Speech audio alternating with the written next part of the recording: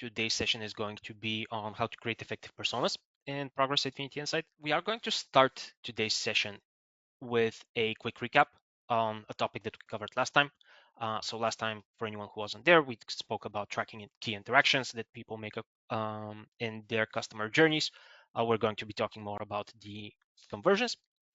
After that, we are going to take a look at customer journey analysis, right? So we've tracked some interactions. How do we use those to create our ideal customer profile? This is going to lead us into section number 3, which is going to be personas, right? How to craft them, what information do we get, and how to model our personas.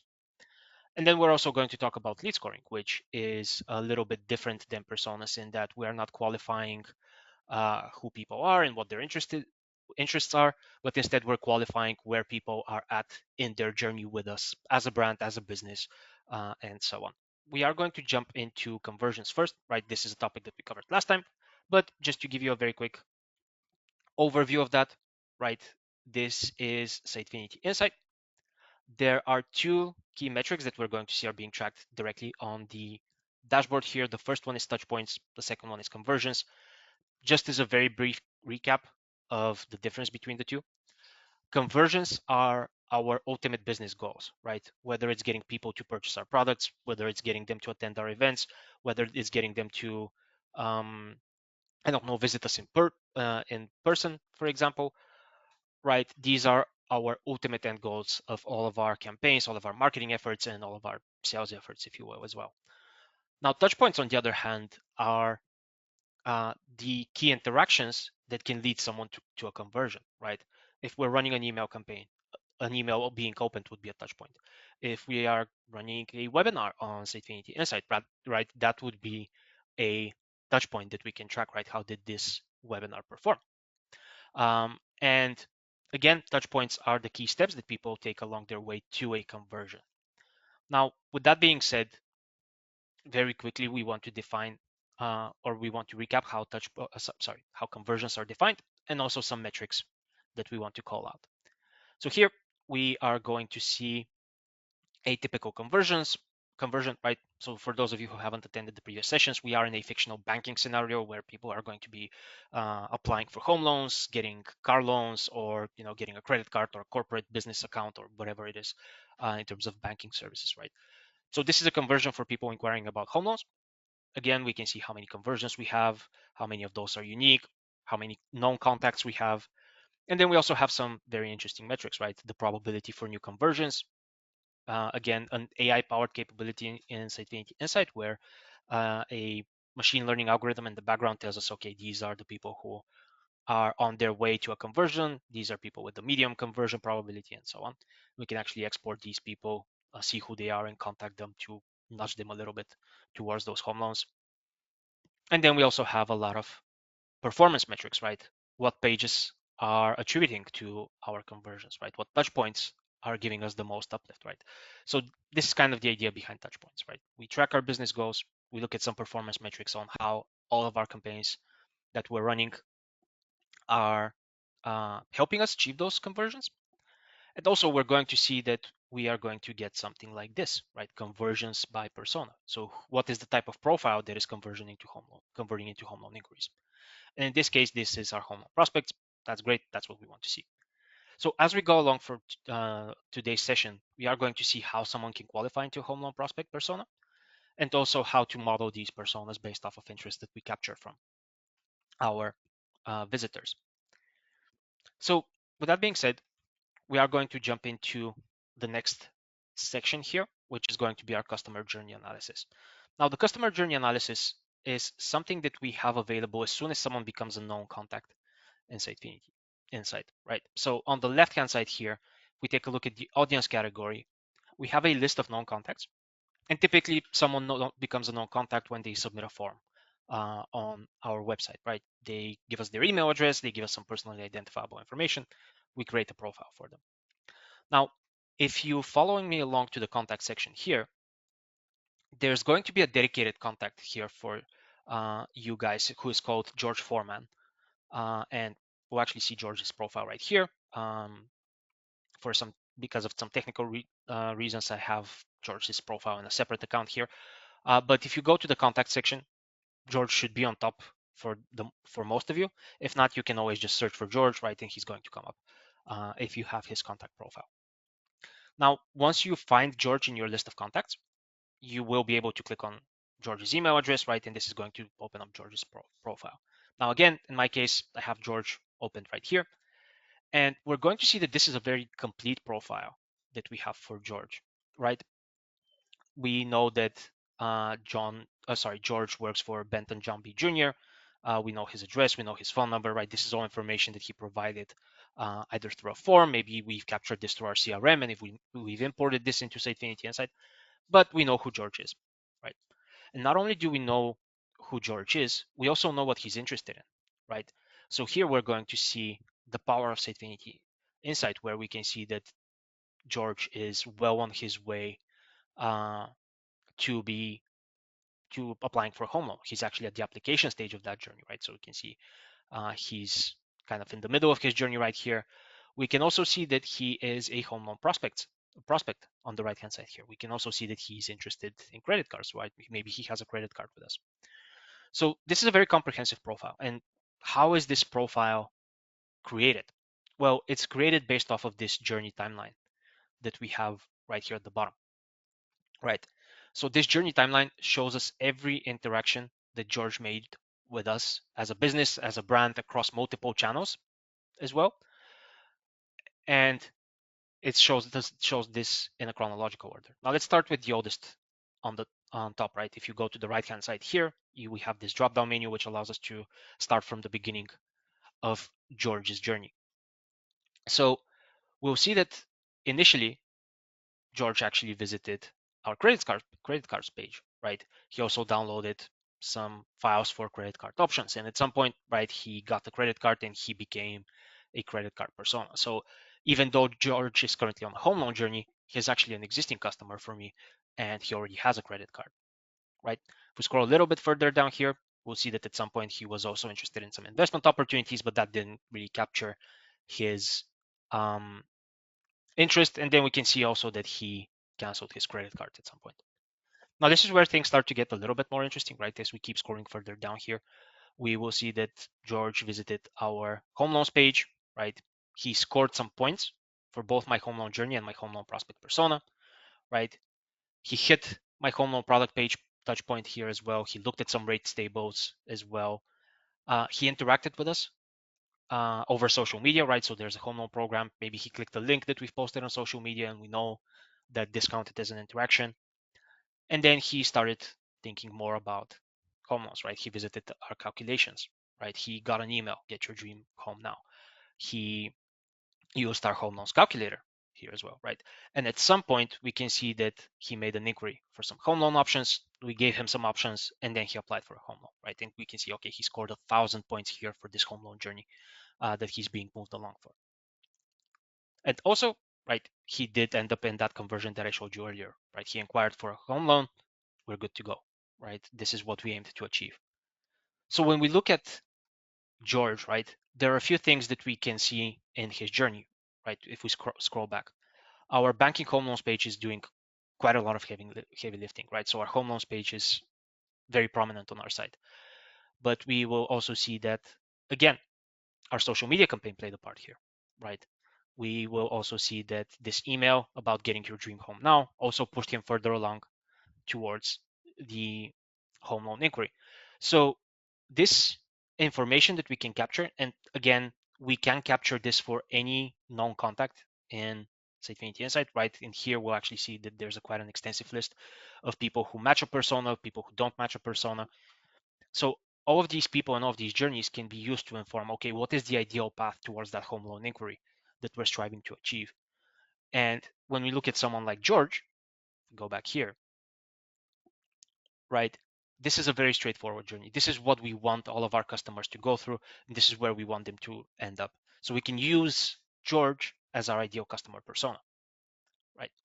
So this kind of leads us to the next section. But before we move on, one thing that we noticed here, and I'll just jump back uh, to this page, right, is that we're doing a lot of different or we're capturing a lot of different sources of information, right? There's a paid search for Google that we've run, right? We have the social interaction, and we also have something like our email campaign that we captured as well. Let's see if we can. There we go, right? This email received, get your dream home now.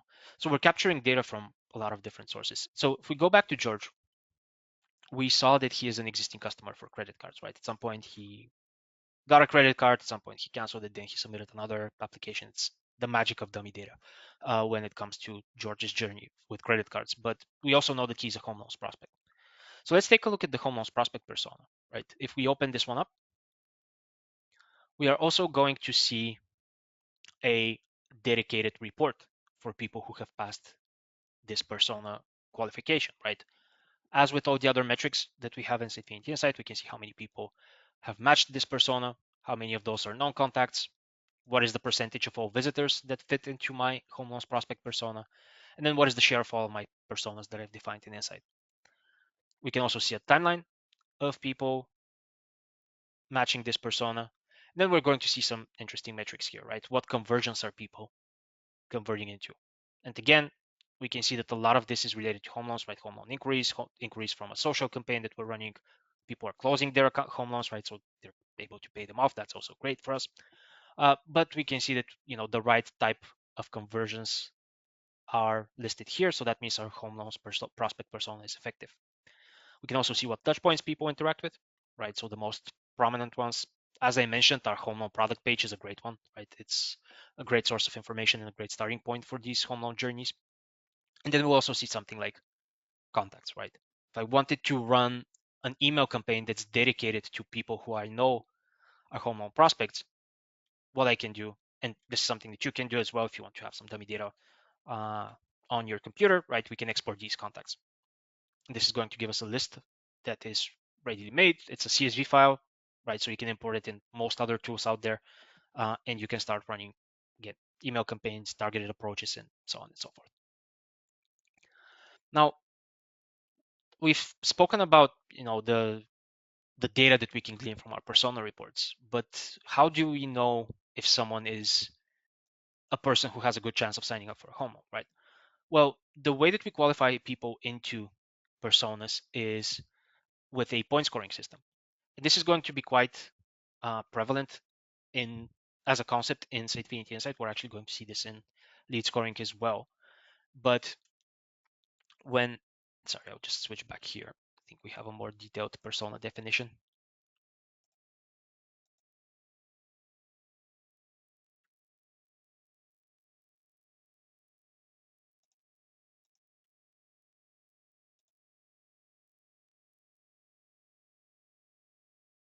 All right, so this is taking a little bit longer to populate. In that case, we'll just go back here. We can actually make our persona a little bit more detailed as well. So that's perfectly fine. All right, so again, we use a point scoring system. And we can see right now that our points threshold here, right, is quite simple. Someone needs to score 1 point in order to become a home loan prospect. Now, how do people score points? Right, we track interactions. And this is the key part of Sitefinity Insight as a CDP, right? We can track interactions across multiple sources, right? Visiting a page on our website, settling our home loan, right? Making a phone inquiry for home loans, searching for home loan interest rates or something like that, right? And these interactions can come from any channel that we can think of, right? If we wanted to add a new interaction here to track, this is something that we mentioned last time with conversions and touch points as well. There's going to be a set of interactions that are readily available, right? Visiting pages on our site, downloading a file, submitting a form, right? These are all interactions that are tied to Sitefinity CMS, hopefully something that you're already familiar with. But we can also have custom interactions, right? Applying for something, booking something, having a call, canceling a service, making a deposit, receiving an email, right? These are all interactions that can come from our proprietary systems of record. Again, email campaign tools, social media, customer relationship management platforms, and so on and so forth, right? As long as these tools can report data back into Insight, which is a topic that we're going to cover in session number 3, we will be able to use them and report on them and use them to analyze our customers.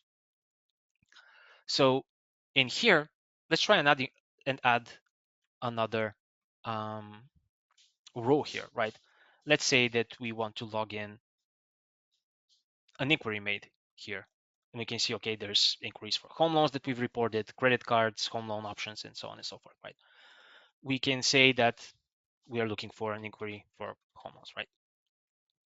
Now this row, once we've added this one, we can choose what we're doing with this interaction, right? And we can actually see that there's different things that we can do here. We can either add points, subtract points, reset points to 0.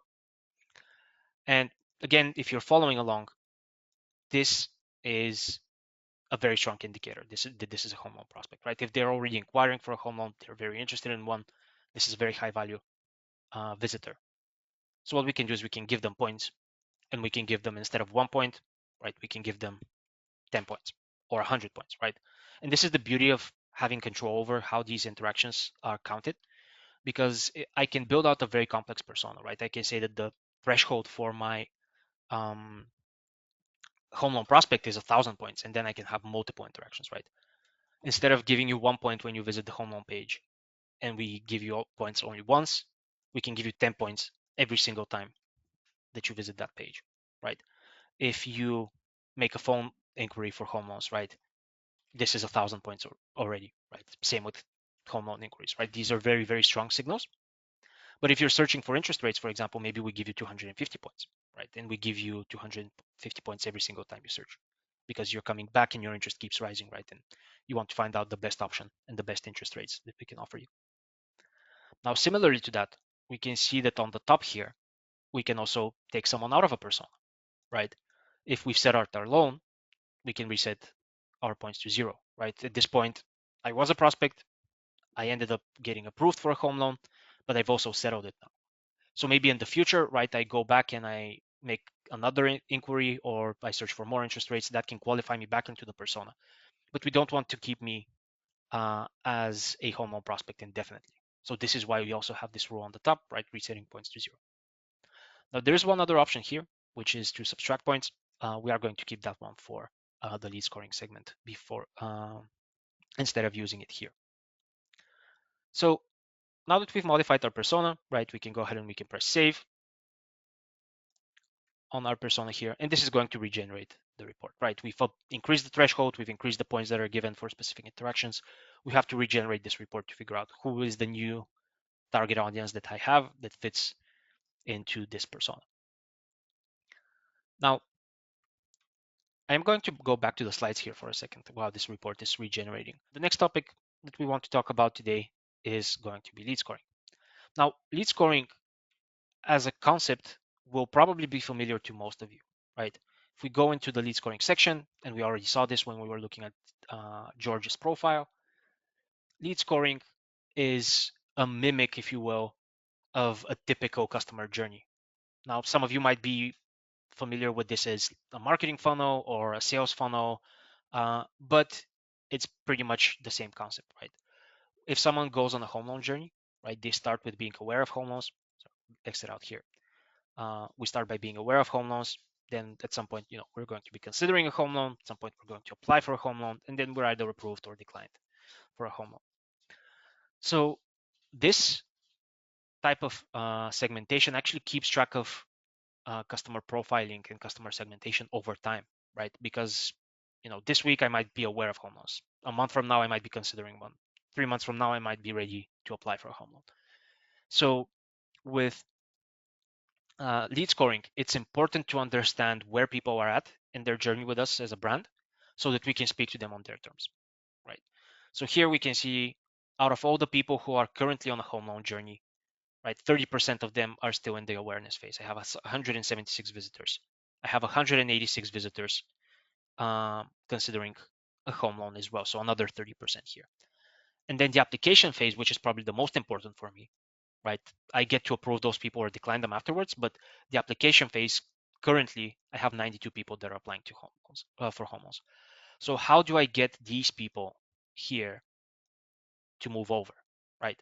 And again, this is where this segmentation really helps us, because I have a curated list of people who are aware of home loans, who are considering a home loan, who are currently in the application process. Maybe I want to run a campaign there for some reason, right? I have a list of those people.